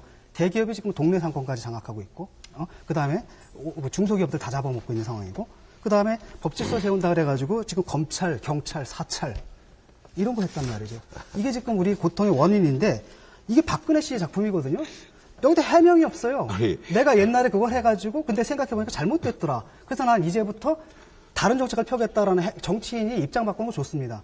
근데 입장을 바꾸려면 분명하게 왜 어떤 계기에서 생각을 바꾸게 됐는지 해명한 다음에 가야 되는데 이것 없이 이거는 이명박 책임이고 나는 이제 완전히 다른 그러니까 이제 경제학적으로 하면 하이에크주의자가 갑자기 나타나가지고 다음 세미나 갔더니 지금 케인즈주의자가 돼서 나타났거든요. 이걸 어떻게 믿을 수 있냐라는 거죠. 그 다음에 문제는 뭐냐면 박근혜 대표의 그 싱크탱크다 변했느냐라는 거예요. 예. 그 사람도 그대로거든요. 근데 갑자기 왜 이렇게 180도 나온 다른 정책이 나오느냐라고 했을 때 어떻게 진정성 있게 받아들일 수 있느냐. 저는 이런 근거를 가지고는 말이 안 돼. 그건 그냥 선거용이다라고 판단하는 겁니다. 이 부분에 대해서 먼저 전 변호사님께 기회를 드리죠. 제가 꼭 좀 말씀을 드려야 될 부분이 있습니다. 방금 진중권 교수께서도 그런 식으로 일반화를 시키면 조금 곤란해요. 다 옳은 말씀하시다가 근데 빈부격차 심화가 이 부자 감세 때문이다. 여기서 그건 파묻히십니까? 아니에요. 이 상대적 박탈 감색이고 중상층 무너진 원인을 찾자면 근데 고환율 정책 같은 걸 먼저 짚어야 될 겁니다. 뭐 올해만 하더라도 이미 16조에 달하는 원화 외평채가 국회에 제출되어 있지 않습니까? 우리나라 국회의원들 어느 누구도 그 16조의 원화 외평채가 어디에 쓰는지도 아마 잘 모르고 있을 겁니다. 그런 거고 문제는 그렇습니다. 제가 보수 논객 입장을 떠나서 이 정치평론하는 양심을 걸고 말을 하자면 박근혜 비대위원장이 분명히 말씀하신 대로 줄푸세에서 이런 식으로 정책 변화가 되고 좌클릭을 해 나가면 이걸 과연 보수로 우리가 이해를 할 수 있을 것이냐 하는 것은 우리가 당연히 짚고 넘어가야 될 문제예요. 더더군다나 지금 책임정치 부분이 나오거든요. 민주정치에 있어서 제일 큰 덕목이 하나가 바로 책임정치입니다. 우리 문민정권 들어와서 매번 정권 말기마다 대통령과 선긋게 하고 대통령 탈당해라 화형식하고 그 역대 대통령들 다 탈당했습니다. 다 탈당했잖아요. 매 정권 말면. 지난번에 열린우리당 대통령 탈당시키더니만 막상 그 정당은 16번이나 깨졌다가 붙었다가 난리를 쳤습니다. 그러다 다시 지금 민주당 됐다가 지금 민주통합당이 도로 열린우리당 아니에요? 진돗개가 다시 들어가 버리는데 문제는 우리가 왜 이런가 하면 책임 정치를 구현한다는 이 민주정치의 대이상에서 한 발도 진전을 하지 않고 계속해서 후퇴를 해왔다는 거예요. 예. 그럼 우리 모두의 책임이고 이번에 역시 똑같은 알겠습니다. 겁니다. 예, 박근혜 비대위원장이 이명박 대통령과 선을 긋는 것은 마치 자기가 여당 안에서 하나 야당이 칼을 했다. 나는 그 이명박 정권과 하등 상관이 없는 사람이다. 이런 식의 그걸 보여주고자 하는 그 마음은 알겠는데 하지만 같은 한나라당 안에 있었던 한은 이명박 정부의 모든 공과는 오롯이 박근혜도 같이 책임을 질 수밖에 없는 알겠습니다. 문제인 거예요. 예, 지금 이렇게 정리를 하죠. 저희가 지금 어차피 이 대선 주자들에 관련된 이야기를 좀 하려고 하다 보니까 자꾸 총선으로 회귀하는데 그것은 총선에서 대선 주자들의 역할 이야기도 좀 나와야 할 것 같고 총선 성적표가 대선 주자에게 미치는 영향도 있어서 그럴 것 같습니다. 이제 기회를 곧 드리겠습니다만 아마 앞서 한 이야기에 대한 반론 기회도 될 것 같습니다. 지금 몇 가지만 좀 짚고 넘어가면은 박근혜 비대위원장 같은 경우에는 이제 대세론 이야기가 있고요. 또 대세론에 대한 경계론 이야기도 있습니다. 이건 뭐 새누리당 당 내에서 나오는 이야기 있고 또 일부에서는 한계론 이야기도 나오고 있습니다. 자, 그런가 하면은 안철수 원장이 거의 이제 학기가 끝날 무렵에는 정치권에 들어오지 않겠는가. 이제 대선 주자의 변수가 아니라 상수가 되지 않겠는가. 이런 시각이 있고요. 야권 쪽에서 입장에서 본다면 지금 문재인 후보에 대한 평가, 이제 당선자가 되겠습니다만 문재인 당선자가 과연 지난 총선에서 예비 대선 주자로서의 역량을 발휘했는가 어땠는가에 대한 평가가 있을 수 있을 것 같고요. 이것이 향후 대선 전국에서 어떻게 작용을 할 것인가. 또 야권 내에 지금 잠재적 대선 주자들 얘기를 하셨고 여권 내에 또 잠재적 대선 주자 얘기를 하셨습니다. 그래서 이것들이 어차피 하나로 떼놓고 볼 수 없고 서로 이 공학적으로 연결이 되어 있기 때문에 연계돼서 한번 예측을 해보면서 대선주들의 성적표랄까 행보, 향후 예측을 좀 무리가 되는 부분도 있겠습니다만 시작을 좀 해볼까 합니다. 먼저 고성국 박사께 드리겠습니다. 이제 진중경 교수가 아까 토론한 부분에 대한 좀 약간의 반론이 좀 필요할 것 같아서요. 그 반론을 좀 짧게 해주시죠. 예. 그러죠. 저는 2007년에 박근혜 당시 후보가 제시했던 줄푸세라는 공약 자체가 좀 잘못됐다고 생각합니다. 그리고 뭐 잘못됐던 공약이라도 제시했다면 그 과정에서 근데 4년간의 과정을 통해서 변했다면 바뀌었다면 어떤 이유로 어디로 바뀌었다라고 하는 설명은 필요하다고 생각합니다. 예. 앞으로 해야 되겠죠. 제가 잘못했다고 생각하는 이유는 세금을 줄이는 거나 규제를 푸는 것은 정책 수단인 거라고 저는 보는 거죠. 세금은 필요에 따라서 줄일 수도 있고 늘릴 수도 있고 규제는 때로는 풀어야 될 때도 있지만 때로는 더 강화해야 될 때도 있거든요. 그러니까 이것을 마치 원칙처럼 제시하는 것은 적절치 않았다. 이렇게 생각하기 알겠습니다. 때문에 잘못했다 이렇게 보는 예. 것이고요. 하여튼 그 부분은 좀 과제로 남겨두고 근데 싶습니다. 뭐 일반적으로 줄푸세 공약에 실패했다는 건 좀 자타가 대부분 다 동의하고 그러니까. 있는 예, 그래서 거라고 봅니다. 그래서 그 부분에 대해서 무슨 그 부분에 대한 설명이 경제 이념의 논쟁을 좀 할 필요는 없는 것 같아요. 줄푸세를 제대로 안 했죠. 제대로 했으면 나라가 됐습니다. 이권이 안 되죠. 각자의 입장은 저는 그 확인이 부분에 됐다고 대해서 생각이 듭니다. 좀 예. 설명이 필요하다고 제가 동의하는 겁니다. 알겠습니다. 그렇고 그러면 대선 주자 중에 박근혜 말씀 좀 이철희 소장께서 질문하시고 좀 질문하셔도 맞아 됩니다. 질문 드리면 예. 고 박사님 답변하시면 될 것 같은데 이 성추문 이런 후보들 아까 말씀하신 대로 표절 후보들 이준석 후보들이 비대위원이 아니고 후보. 두 사람이니까 예, 그렇죠. 아니, 따로따로가 아니고 표절 합치면 들이죠. 후보들이라면 마치 새누리당에는 뭐 아주 비겁한 표절 후보들만 있는 것처럼 보이니까. 아이 좋습니다. 예, 죄송합니다. 예, 후보. 예. 예, 표절 후보. 예, 지금 그 방송 성추문 도중에 후보. 들어온 속보를 제가 좀 말씀드리면은 일단 새누리당에서는 출당을 포함한 모든 조치를 검토하겠다라고 좀 선언을 한 그래서 상태인 것 같습니다. 제가 지금 그 예. 말씀을 드리려고 예, 하는데 예. 작년 12월 27일 날 비대위가 출범하자마자 첫 회의 때 뭘 했냐면 최구식 디도스 때문에 뭐 본인은 무죄라고 얘기하고 있지 않았습니까? 검찰 수사도 발표 안 됐는데 출당을 권유했거든요. 탈당을 권유했습니다. 거기에 비하면 이 두 후보에 대해서 선거 중에 박근혜 위원장이 한마디로 했습니까? 지금 와서 뒤늦게 와서 152석 하니까 나가라는 얘기밖에 안 되는 거죠. 저는 그래서 그런 점에서 보면 진정성이 없는 얘기라고 보고요. 게다가 이번에는 팩트를 우선 확인하지 이런 거 아닙니까? 최구식 의원은 팩트 확인했습니까? 안 하고 나가라 그런 거 아니에요. 선거 전하고 선거 아니, 후에 이렇게 김영대 달라지면 후보는 안 아직 되고. 팩트 확인 안 됐습니다. 잠깐만요. 그러니까 맞아 하나 드리면 그다음에 선거 때 했던 약속 지키겠다고 그랬는데 권재진 법무부장 사퇴하라고 요구했잖아요. 왜 안 합니까? 지금 요구해야죠. 그렇게 해도 그런 거 안 하고 있지 않습니까? 그러니까 저는 박근혜 위원장은 이긴 것까지는 좋았으나 이후부터 가는 길에서 저는 약간 좀 흔들리고 있다. 그리고 그래요. 본인이 자꾸 뒤로 빠지려고 하는 것도 저는 비겁하다고 봅니다. 네, 그걸 계속 하겠습니다, 제가. 그러니까 지금 이철희 소장 말씀하신 대로 문대성 후보나 김영태 후보에 대해서는 그런 기억이 납니다. 선거 한참 막바지에 이철희 소장하고 저하고 토론하면서도 이 두 사람에 대한 당 차원의 특별한 조치, 그때는 후보 자격 박탈이었습니다. 이게 필요하다. 그리고 똑같은 맥락에서 민주통합당의 김용민 후보에 대한 지도부의 특단의 조치가 필요하다. 사실은 이렇게까지 얘기했습니다. 어느 쪽이 먼저 이것을 처리하는가가 선거 막판에 주도권을 행사할 것이다까지 얘기했습니다. 양당 다 못했어요. 여전히 그 문제가 남아있는 거죠. 뭐 동의합니다. 그런데 제가 아까 그 진중권 교수의 설명, 뭐 다른 건 다 놔두고요. 새누리당이 결과적으로 우리 사회의 기득권층과 가장 가까운 사람들인데 그들이 뭔가를 주장하는 걸 어떻게 믿냐. 그들이 주장하는 경제민주화를 어떻게 믿냐. 그들이 주장하는 재벌개혁을 어떻게 믿냐. 이런 말씀을 하셨어요. 제가 그 진중권 교수의 말씀을 들으면서 뭐 사실은 불현듯 20년 전 생각이 나더라고요. YS 정권이 92년에 출범했습니다. 그때 저는 YS 정권이 김영삼 대통령의 철학과 인식이 무엇이든 간에 역사적으로 문민화를 위한 역사적 역할을 할 것이다라고 생각해서 YS 정권을 적극적으로 활용해야 된다고 주장을 했습니다. 공개적으로 논쟁을 했습니다. 당시에 제야 세력, 전국연합 이런 쪽에서는 YS 세력은 본질적으로 부르주아 정권이기 때문에 타도의 대상이라고 그랬습니다. 그러니까 그때와 똑같은 논법을 지금 진 교수께서 쓰시는 거예요. 새누리당이 정책 쇄신하고 무슨 새 공약 내걸고 백날 해봤자 거기에 모여있는 사람들이 우리 사회 기득권 세력과 가장 가까운 사람들인데 그들이 무슨 개혁을 할 수 있느냐. 못 믿겠다 이거거든요. 그래서 저는 그 점에 있어서는 좀 지켜볼 필요가 있지 않느냐라고 제가 다시 한번 말씀드립니다. 제가 제 말을 무슨 20년 전까지 끌고 들어가는 건 상당히 정치적인 어법이거든요. 제가 지적한 건 그게 아닙니다. MB가 나서서 줄푸세 한다라고 하면 저 그 말을 믿어요. 그분은 그거 하고도 남으실 분입니다. 그리고 그들에게 맞아요. 그들의 이해관계에 맞거든요. 당연히 믿죠, 그거는.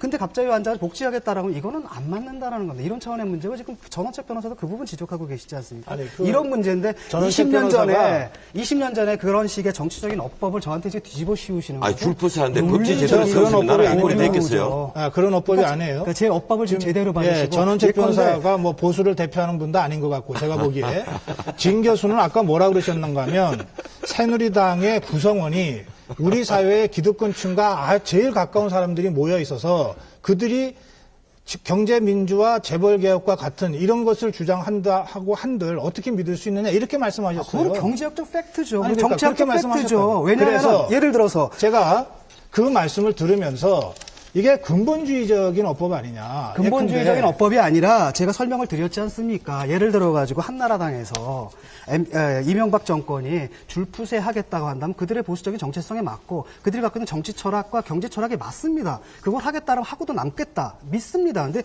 아마도 안 맞거든요. 정치적으로나 경제학적 개념으로나 그러니까. 안 맞는 걸 하겠다라고 하는데 거기에 대한 불신을 제기하는 게 무슨 20년 전에 그런 뜻이 아니고 근본주의자 탈레반 뭐 이런 식으로 아니, 뭐라고 탈레반 얘기는 제가 안 했습니다. 잘못인 것 같아요. 탈레반 얘기는 제가 안 했습니다. 저 그 말 싫어합니다. 근본주의란 아니, 아마 말이죠. 근본주의로 하니까 근본주의자 사고방식이 있는 건 아니냐. 제가 좀 그래서 제가 알겠습니다. 네, 잠시만요. 잠시만요. 아니, 너무 궁금한 말씀하시는 것 같은데. 죄송합니다. 잠시만요. 문법을 이렇게 자꾸 이렇게 정치적인 예, 것으로 알겠습니다. 갖고 가지 마시고 저는 정치인은 아니거든요. 알겠습니다. 알겠습니다. 저 출마 안 합니다. 지금 아마 자신의 논지를 펼쳐나가시는 가운데 이런 부딪힘이 있을 수 있다고 보고요. 아마도 지금 이것은 우리가 대선 주자 이야기를 하면서 이 박근혜라는 대선 예비 주자에 대해서 과연 이 지금까지 내놓았던 정책들에 대해서 진정성을 믿을 수 있는가라는 지적이시고 또 지켜봐달라는 아마 그런 부분에서 좀 경제적 제가 얘기를 좀 나왔다. 지켜봐달라고 한 게 아닙니다. 예. 제가 뭔데 제가 지켜봐달라고 합니까? 예. 지금 무조건 부정할 수는 없다라는 그런 말씀이 그렇습니다. 되겠죠. 변화의 가능성을 알겠습니다. 원천적으로 차단하는 것은 적절치 않다. 제 말론의 의지는 알겠습니다. 그겁니다. 예. 제가 대선에 관해서 말씀을 드리죠. 네. 예, 아까 그렇게 질문하신 것 같는데 이번 총선에서 이제 박근혜 그 비대위원장이 의 새누리당이 152석을 얻었습니다. 저는 이번 총선 과정에서 여러 언론들 또 정치평론가들이 야당이든 여당이든 이겨도 조금의 차이로 이겨야 대선에 큰 문제가 없다. 저도 조금의 차이로 져야 된다. 왜 이런 얘기가 나오는가 하면 이 견제 심리 때문에 그렇습니다. 예, 근데 대선이 앞에 있으면 뒤에 총선은 대선에서 승리한 쪽에서 굉장히 유리해집니다. 쉽게 말해 도미노 투표 성향이 벌어지는데 이제 이런 경우는 스윙 이론이거든요. 앞에 총선이 앞에 있고 나중에 대선이 있으면 그래서 이 견제 심리가 발동할 가능성이 굉장히 높아진다. 또 하나 박근혜 비대위원장에게 결정적인 그 위험성이 뭔가 하면 야당은 드라마가 가능합니다.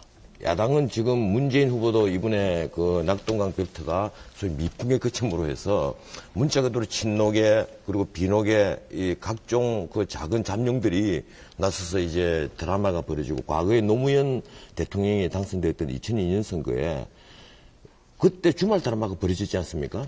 그래서 노무현 후보가 선출된 다음에 다시 인기가 세드해지니까 정몽준 또 제야 후보와 함께 마지막 클라이맥스를 만들어냈거든요. 이번에 그와 굉장히 유사한 드라마가 펼쳐질 가능성이 높아졌어요.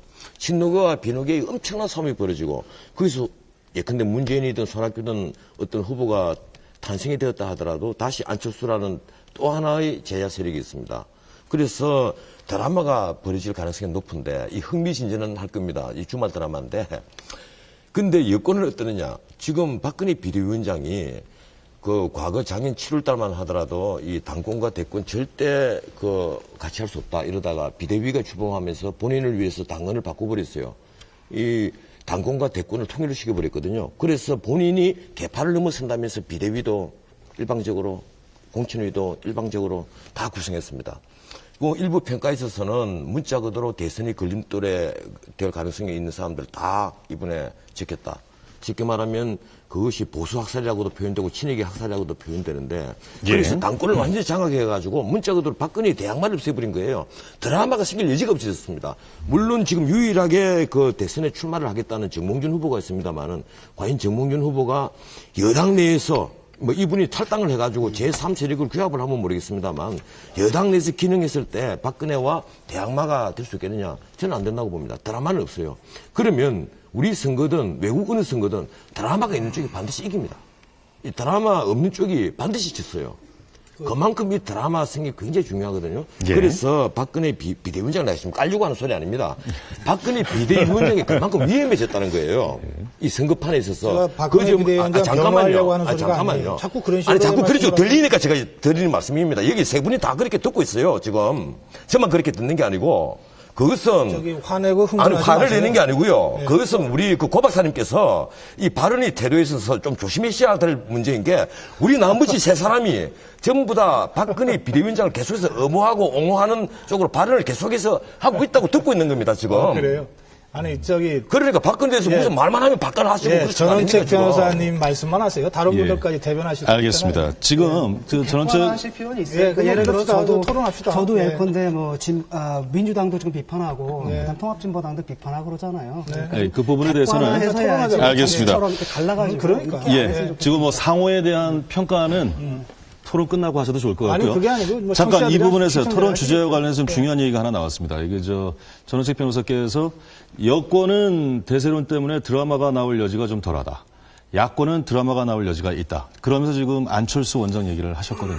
그런데 이것은 안철수 원장이 그 민주통합당과 어떤 연대를 해서 가는 걸 전제로 한 것이고 지금 형 구도대로라면은 제3세력으로 계속 갈 가능성도 있지 않을까 하는 생각이 드는데 이 부분에 대해서 어떻게 보시는지 진 교수님께 한번 여쭤볼까요? 이분이 나올 의사는 밝혔다고 생각합니다. 예. 중앙일보에서 보도가 나왔는데 오보라고 내려갈 줄 알았는데 하루 종일 제가 지켜봤는데 안 내려가더라고요. 그러니까 이분들이 뭔가 그쪽에서 원하지 않는 이런 시점에 터뜨린 것 같다는 생각이 들고 그 전에 아마 강연에서 그런 얘기를 했을 겁니다. 진영 논리에 휩싸이지 않고 뭐 길을 가겠다라고 했다면 이건 분명히 이제 민주당에 들어갈 것 같진 않고 아마 제3세력으로 남아서 세를 규합하는데 문제는 뭐냐면 지금 이분이 아무런 의석도 갖고 있지 않은 분이거든요. 그 다음에 이분의 그 멘토가 300명이라고 하는데 사실 실체가 없어요, 지금 아직은. 어떻게 될지 모르겠습니다. 근데 어쨌든 드러나게 되면 이분이 혼자서 통치할 수는 없다는 건 분명히 아실 겁니다. 그럼 어떤 정치 세력이 과 같이 연대를 해야 되는데 한나라당은 아니에요. 왜냐하면 거기 박근혜 새누리당이 아니라는 비대위장은 말씀이시죠? 거기 이미 상수입니다. 예. 거기는 예. 상수고 그나마 변수가 있는 게 이제 민주당 쪽이죠. 그래서 그게 어떻게 될까? 나중에 뭐 늦게라도 민주당에 들어가서 경선을 벌일 것인지. 근데 그것보다는 제가 일단은 그 박원순 씨 케이스 같은 경우 있죠. 그런 것이 될 가능성이 크지 않느냐. 근데 사실은 양쪽이 다 있습니다. 한편으로는 전 변호사님께서 말씀하신 그런 장점이 있는가 하면은 또 다른 한편으로는 이게 또 삐걱거릴 수가 있거든요. 그래서 양쪽이 시너지 효과를 낼 수 있는가 하면 괜히 또 나와가지고 문재인 씨의 후광만 깎아먹는 자칫하면 그런 결과도 있고 아마도 이걸 관리하는 것이 대선에서 결정적인 중요성을 가지리라고 봅니다. 지금 예, 이제 이철수 전 기자님. 변호사님, 전 원장님 말씀 중에 제가 약간 좀 다르게 볼 수 있는 거는 드라마는 여권에도 있습니다.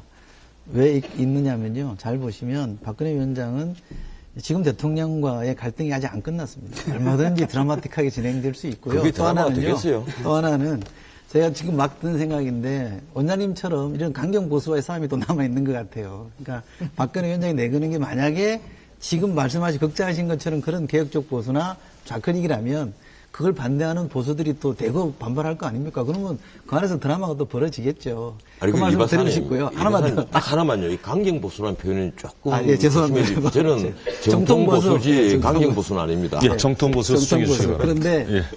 노무현 알겠습니다. 대통령이 저는 드라마라는 게 감동을 주는 의미에서 드라마는 좋은데 이게 아닌 것이 그냥 갑자기 이벤트 만들어 흥행해서 이겼다는 것으로 드라마를 말씀하시면 그건 전 동의할 수 없고요. 노무현 대통령이 되는 과정에 정몽준 후보랑 단일화하는 과정 이전으로 소급하면 이미 이기고 있는 게임이었습니다. 그게 중간 과정에 약간의 부침이 있었던 것이지 그거를 단일화는 그 하나만 그 이벤트만 가지고 대통령 됐다 이렇게 볼 일은 아닌 것 같고요. 따라서 야권에는 드라마를 만들어질 여지가 있긴 합니다만 그 경쟁을 얼마나 상생의 경쟁으로 만들어내냐는 또 야권의 숙제거든요. 그게 드라마가 아니고 파국이 될 수도 있는 겁니다.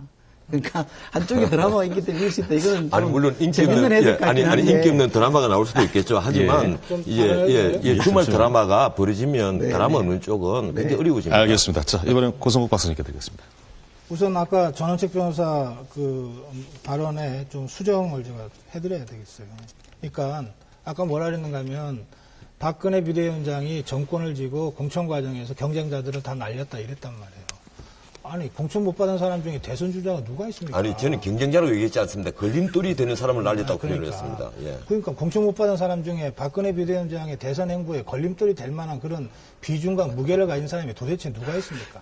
그리고 예컨대 김무성 의원 혼자 고민하다가 백의종군 하겠다고 선언하잖아요. 거기에 무슨 박근혜 비대위원장이 사람 보내서 위협했겠습니까? 그러니까 그런 식으로 모든 것을 박근혜의 사당화라고 하는 관점에서 다 규정하고 이렇게 보는 것은 사실에 맞지 않기 때문에 제가 좀 정정해 드립니다. 뭐 다 다른 논점은 아니고요. 예. 저는 안철수 교수가 박원순 시장이 시장으로 되는 그 과정을 다시 한번 가장 자신한테 좋은 코스로 생각하고 있는 것 아닌가 그렇게 느낍니다. 그러니까 말하자면 지금 어쨌든 정치권에 기반이 별로 없고 세력이 없는 사람이 민주통합당에 지금 들어갔을 때 경선이라고 하는 현실 정치를 과연 훌륭하게 통과해서 최종적으로 야권의 단일 후보가 될 수 있겠는가에 대한 현실적 판단을 안 할 수 없잖아요. 그런데 실제로 그건 어렵거든요. 그건 안철수 아니라 누구나도 어렵습니다. 그래서 야권에서 누가 됐건 후보를 결정하고 또 통합진보당의 후보가 나오고 그러면은 뭐 최종적으로 한번 박원순 대 박영선처럼 뭐 그렇게 한판 붙자. 이것은 좀 승산도 있다. 그리고 또 한 가지 중요한 전략적 고려는 그렇게 해야 기존 정치권과는 뭔가 다른 그래서 이 기존 정치권 박근혜까지 포함한 이 기존 정치권을 올드라고 규정하고 안철수 자신이 됐거나 또는 뭐 그렇게 과정에서 경선 과정에서 질 수도 있죠. 그럴 경우에 누가 됐건 이 야권의 단일 후보를 뉴라고 규정할 수 있는 그런 구도를 만들어갈 수 있지 않냐라고 하는 전략적 고려도 같이 있다고 생각합니다. 있을 법한 일이에요. 문제는 저는 그런 구도를 안철수 교수가 그리는 것은 뭐 저는 충분히 있을 수 있는 일이고 또 해볼 만한 일이라고 생각하는데 그렇게 되려면 이제 시점이 어떻게 되는가 하면 이게 뭐 10월쯤 가야 비로소 이제 그 그림이 현실화 된다는 거예요. 그러면 뭐 국회의원도 아니고 사실 시장 선거도 아니고 대통령을 뽑는 선거인데 최종적으로 안철수 교수가 10월 정도 돼서 그런 코스를 통해서 이제 뭔가 후보가 되면 물론 그 과정에서의 검증이 있겠지만 그러나 후보 단일화 과정에서의 검증이라고 하는 거 그렇게 혹독하지 않거든요. 그러면 두 가지의 그 이중적 의미에서 위험이 있습니다. 그렇게 해서 야권 단일 후보가 마침내 됐는데 검증해서 덫에 걸려갖고서 낙마를 해버리면 어떻게 됩니까? 예. 사실 야권이 그거 걱정하고 있거든요. 예전에 고건시 같은 경우가 그랬던 경우고요. 또 역으로 그렇게 해서 야권 단일 후보가 됐고 드라마틱한 과정을 통해서 됐는데 그래서 대통령까지 됐는데 실제로 검증을 제대로 못해서 대통령 뽑아놓고 났더니 이건 문제가 자꾸 발생한다 이럴 수도 있거든요. 이거 보수 세력의 걱정입니다. 그래서 저는 안철수 교수가 그런 고민은 함직한데 그리고 충분히 정황상 이해가 되나 가급적이면 시점을 좀 땡기는 것이 좋겠다. 그러니까 이게 야권을 위해서 얘기하는 것도 아니고 새누리당을 위해서 얘기하는 거 아니에요. 그러니까 국민적 관점에서 볼 때 대통령이 되려고 하는 사람이라면 최소한 뭐 석 달에서 6달 정도는 좀 검증을 좀 해보자. 이런 얘기 아닙니까? 그런 점에서 저는 시점을 조금 예. 적극적으로 생각하는 그런 발상의 전환을 좀 해야 되지 않냐 그렇게 좀 생각합니다. 이 부분에 대해서는 과거에 그 전원책 변호사께서 한번 지적을 하신 적이 있으시죠? 제가 한 말씀을 드리겠습니다. 뭐 시간이 없으니까 아까 고 박사님이 저를 탄핵한 데 대해서는 얘기를 뭐 생략을 하고요. 예, 뭐 주제로 들어가 주시죠. 예, 안철수 교수, 저는 뭐 늘 이렇게 다른 방송에서 얘기를 합니다. 이 예. 대선에 우리나라 지금 정치인들 중에 뭐 정치인인지 아닌지 모르겠지만 대선에 가장 나오고 싶어 하는 사람 중에 한 사람이에요. 본인은 엄청나게 나오고 싶겠죠. 그런데 나는 못 나올 거다 이런 얘기를 합니다. 실력 나오더라도 최종적인 후보로서 선택은 안 됩니다. 왜 그런가 하면 지금은 뭐 본인은 포럼 등을 통해서 대선 참여를 계속할 듯이 보이고 또 거기에 맞춰가지고 안철수 연구소라는 주식이 상한가를 쳤다가 내려왔다가 하면 난리를 치지 않습니까? 그런데 지금 본인이 정책을 내놓은 게 없습니다. 제일 크게 내놓은 정책이 삼성동물원 이 정도의 얘기입니다. 그래가지고는 지금 검증은커녕 아직까지 아무것도 없는 백지 상태예요. 이분이 만약에 예컨대 단적으로 한미 FTA에 대한 태도를 밝혔다. 뭐 아니면 우리 병력, 우리 병사들의 복무기간에 대해서 태도를 밝혔다. 이런 거 하나씩 나올 때마다 지지도는 반감을 합니다. 그런데 그때도 과연 제야 후보로서 지금처럼 엄청난 인기를 누릴 수가 있겠느냐. 지금 이분은 청년들에게 오히려 그 얘기를 들어주고 희망을 가져라. 이거 하나만으로 그 얘기를 해오면서 그 대담론만을 얘기를 했습니다. 일자리 창출, 그리고 뭐 이 고른 성장 이런 얘기들을 해오거든요. 그런데 개별적인 복지 정책, 개별적인 안보 정책, 개별적인 일자리 창출에 대한 정책을 아직까지 내놓은 게 없어요. 내가 어떻게 해서 일자리를 만들어내고 내가 어떻게 해서 청년 실업을 해소하겠다. 내가 어떻게 해서 이 복지 사각지대를 없애겠다라는 이런 구체적인 대안이 전혀 없습니다. 이 기업 정책도 마찬가지고 서민 정책도 마찬가지입니다.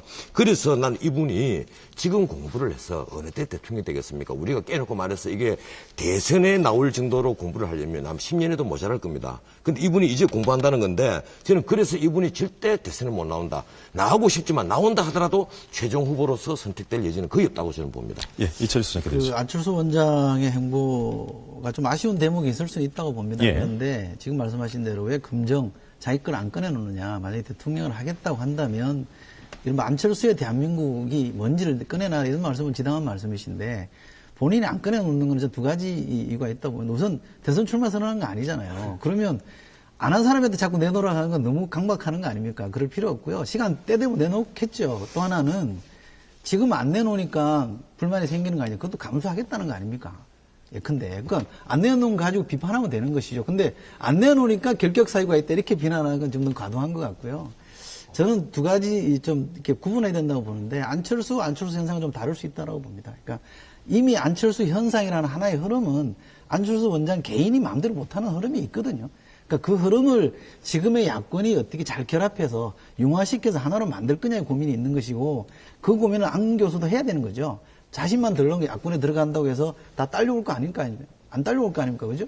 상당히 많은 수가 지금 여론조사 해보면 정치 안 하고 그냥 가만히 있었으면 좋겠다는 여론도 많이 들어있잖아요. 그렇다면 이 덩치가 큰 덩치가 움직이려면 본인이 저는 신중하게 움직이는 것도 적절한 처신이라고 보는데 문제는 야권이 지금 혼돈성에 빠져 있으니까 제가 주문하고 싶은 건 이런 겁니다.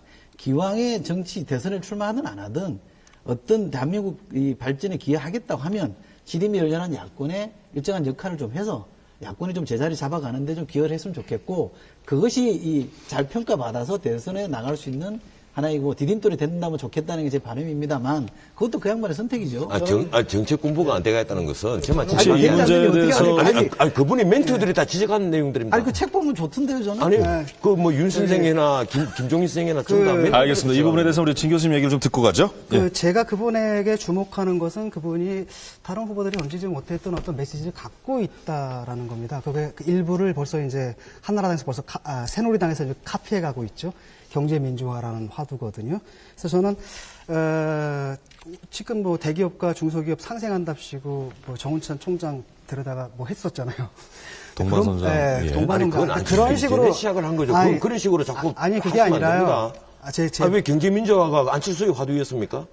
제가 지금 말을 하고 예, 있지 아니, 않습니까? 근데 그런 그분이 식으로 이제 얘기를 하니까 그런 지적을 거예요. 하는 예. 부분들이 바로 그거거든요. 대기업과 중소기업의 경쟁 문제고, 그다음에 기술 생태계 확보의 문제고, 우리나라 고용의 90% 이상을 거의 90%죠. 그걸 창출하는 게 중소기업인데, 사실은 중소기업이 우리 같은 상황 속에서는 발전하기 힘들거든요. 좋은 일자리 창출하기 힘든 상태고, 그러다 보니까 이제 고용 문제들이 발생하고, 이런 부분들을 좀 짚고 있다고 좀 보고 있어요. 그래서 단지 멘토로서 청년들한테 니들 이런 차원으로 보는 건 굉장히 잘못된 부분이라고 보고, 그래서 저는 그 측면, 그 하나의 측면, 아직 그 민주당이 던지지 못한 측면, 그래서 그 새누리당이 지금 훔쳐가고 있는 그 메시지를 이분이 갖고 있다는 측면을 주요하게 보고요. 또 하나가 이분이 갖고 있는 게 이제 새로운 리더십에 대한 열망입니다. 소위 전원책 변호사하고 저도 자꾸 진보 보수 이러는데 우리 그 만나면 사실 싸울 일 많지 않잖아요. 그러니까 그런 식으로 자꾸 그 진영으로 나눠 놓는 데에 대한 뭐랄까 식상함이라고 할까? 그러니까 보수 진영에서도 보수 진영이 뭐니 이래 가지고 막 평가의 판단이 달라지고 판단의 기준이 달라지고 이런 부분에 대한 굉장한 그 국민적 식상함이 있는데 이분이 이제 그걸 좀 메꿔주는 부분이 있어서 그 중도층을 끌어들이는데 도움이 될 부분이 있습니다. 왜냐하면 민주당이 지금 드러낸 그 중도층까지 확산하는 부분에서 역할을 해줄 부분이 있고 예. 또 하나가 이제 그 대화적인 리더십이죠. 그분이 상상이. 그러니까 쉽게 말하면 MB식의 현장 감독식의 명령 경제가 아니라 이제 뭐랄까 청년들을 통해서 나타난 이런 것이 얼마나 실효성이 있는지는 모르겠지만 적어도 상징적으로 이분이 다른 리더십을 갖고 있다는 안도감을 주고 있단 말이죠. 그래서 예. 이런 것들을 어떻게 됐든 간에 민주당에서 일단 흡수해야 된다고 봅니다. 이분한테서. 예, 구 박사님. 진 교수 말씀에 부분적으로 동의하는 대목이 많습니다. 그러니까 진영 논리가 식상하잖아요. 저는 이게 100분 토론 올 때마다 이런 식으로 보수 진보 나누는 것도 정말 식상해요. 제가 왜 지금 전원책 변호사 옆에 앉아서 이렇게 토론을 하고 있어야 되는지 저도 이해할 수가 없어요. 그러니까 안철수 교수가 진영 논리에 기대지 않겠다라고 하는 것은 어떤 면에서는 21세기의 새로운 가치 지향을 꿈꾸는 많은 젊은 층들한테 호응을 받을 수밖에 없죠. 그러니까 그런 점에서 저는 굉장히 중요한 포인트들이 있다고 봅니다. 다만 아까 이제 경제민주화를 새누리당이 카피했다고 하는 부분은 그러면 이제 김종인 박사가 굉장히 서운해할 겁니다. 헌법 119조 2항 이거 만든 분이 김종인 박사고 예. 그분이 새누리당 비대위원으로 그 새누리당의 그 강고한 보수 세력과 싸워가면서 새정강 정책 1조로 올린 거 아닙니까? 예. 그런 것이고요. 저는 사실은 좀 다른 말씀을 드리고 싶은데 예.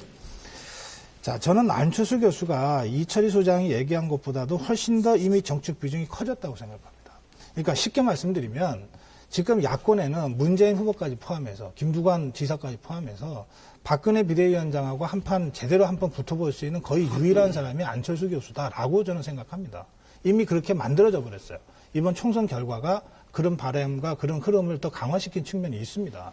그러니까 선거 끝나자마자 예컨대 문재인 후보가 자신이 공언한 대로 뭐 낙동강 벨트에서 뭔가 바람이라도 좀 불러일으켜서 예컨대 대여섯 석이라도 동반상선을 시켰다면은 선거 끝나자마자 안철수 바람이 이렇게 강하게 불 이유가 없잖아요.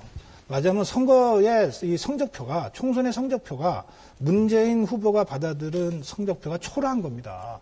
김두관 지사가 받아든 성적표도 결과적으로 문재인 후보만큼이나 초라한 거예요. 그러면 손학규에도 기대할 수 없고 문재인한테 잔뜩 기대했는데 좀 아닌 것 같고 당연히 그 바람이 지금 안철수한테 가고 있는 것이거든요. 그 흐름을 타고 안철수 교수가 어쨌든 전원의 형태로 지금 한 발 더 나간 거란 말이죠. 그렇기 때문에 저는 이 상태에서는 이미 안철수 교수가 뒤로 후퇴하기 어려워졌다고 생각합니다. 그러니까 거기에 맞는 좀 더 책임 있는 행동이 필요하다는 거예요. 동의합니다. 지금 그러니까 이 문재인 상황에서 후보의 하나 더 성적표와 짚읍시다. 관련해서는 이철희 소장께서도 좀 평가가 그렇게 좋지는 않으셨던 것 같아서요. 네. 이어서 좀 말씀하실 게 있으시면 해주시죠. 말씀드리면 동의한다. 이제 안철수부터 잠깐만 언급하고 예, 예. 이제 문재인 후보로 넘어가겠습니다. 안철수 원장이 상당히 비중이 넓어진 건 사실이죠. 그리고 거기에 걸맞는 역할을 했으면 좋겠다는 바람도 저는 갖고 있습니다. 그런데 저는 진영을 선택 안 하는 거는 좀 불가능하다고 봅니다. 왜냐하면 우리가 부자기의 자기란 말도 있는데 안철수 원장은 지금은 제3의 진영을 선택하고 있는 거죠. 그 제3의 진영을 선택해서 기왕의 1, 2진영을 압박해 들어가서 자기 운신의 폭을 넓히고 있는 거 아닙니까? 그죠? 이게 많이 넓혀져서 기왕의 양 진영 중에 한 진영이랑 결합이 돼서 뭐 크게 먹을 수도 있는 것이고 그러지 못하고 그냥 이 확장이 주춤해서 못 나갈 수도 있는 가능성도 여전히 남아 있는 것인데 그 가능성을 다 가지고 본인이 움직이는 것 같아요. 그런데 저는 문재인 후보가 예상만큼의 성적을 못 냈다고 생각합니다. 성적표만 봐도 그렇고 또 하나는 박근혜가 저쪽에 이제 이렇게 중심이었지 않습니까? 사실상 뭐 1인 중심으로 움직였다면 야권에도 거기에 걸맞는 대항마가 섰으면 좋았을 텐데 한명숙 대표라는 분은 대권 주자가 아니었기 때문에 기본적으로 한계가 좀 있었단 말이에요. 그렇다면 우리 야권의 대선 후보 지지율로 보면 문재인 후보가 그 역할을 사실 했어야 됩니다. 그러니까 야권의 리더, 실질적인 리더 역할을 했어야 되는데 저는 그 부분에서 조금 이 성이 안 찬다, 좀 미온적이었다, 부족했다라는 부분을 좀 더 크게 보고요. 그러지 않고 부산 경남에서 의석수로 보면 좀 부족했지만 이 득표율로 보면 사실은 과거 17대 총선에 45, 6%까지 많이 근접을 시켰다는 점에서 보면 저는 또 그것도 성과다. 할 만큼 했다. 뭐 할 만큼 한 건 아닙니다만 성에는 안 차지만 성과는 낸 것 같고 따라서 문재인 후보의 과제는 PK의 여론을 얼마나 동원하느냐가 아니고 야권 전체를 재편하는데 얼마나 리더십을 발휘해서 재건하는데 기여하느냐 그리고 성공해내느냐 저는 그게 달려있다고 봅니다. 앞으로 극복해야 될 과제를 이제 지적을 그렇죠. 해주신 셈이 되겠고요. 예. 제가 문재인과 안철수 두 분에 대해서 좀 말씀을 드리겠습니다. 우선 예. 그리고 짚고 넘어갈 게 있는데요. 지금 자꾸 이념을 넘어서자 뭐 제3의 진영 운운하시는데 우리가 이게 그 평론가든 학자든 뭐 어떤 입장이든 간에 이건 정확히 해야 됩니다. 이념 넘어서자는 사람, 그래서 온 국민을 이념을 넘어가다가 지금 중산층 다 무너지게 한 분은 이명박 대통령 한 분으로 족합니다.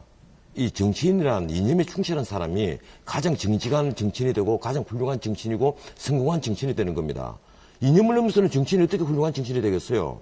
그걸 그런 식으로 자꾸 해서 이념 넘어선 것이 마치 아주 좋은 방향인 것처럼 오도를 하시면 안 되고 우선 그리고 119조 위양이 김종인 박사 만든 거 아닙니다. 김종인 박사 혼자 헌법 만든 거 아니에요. 위원회 일개 위원회였고 그것을 찬성했을 밖에 없다고 저는 생각합니다. 본인이 자꾸 119조 위양을 자꾸 자신이 만들었다 했는데 그리고 경제민주화 조항은 어디까지나 119조 1항 이 경제와 개인과 기업의 자유와 창의를 기본으로 하는 것이 시장 자유가 원래 기본이고 이걸 예. 보완하는 지금 시간이 조항인데 없으니까 문재인 예. 안철수 지금 문제는 그렇습니다. 이야기를 좀 가주시죠.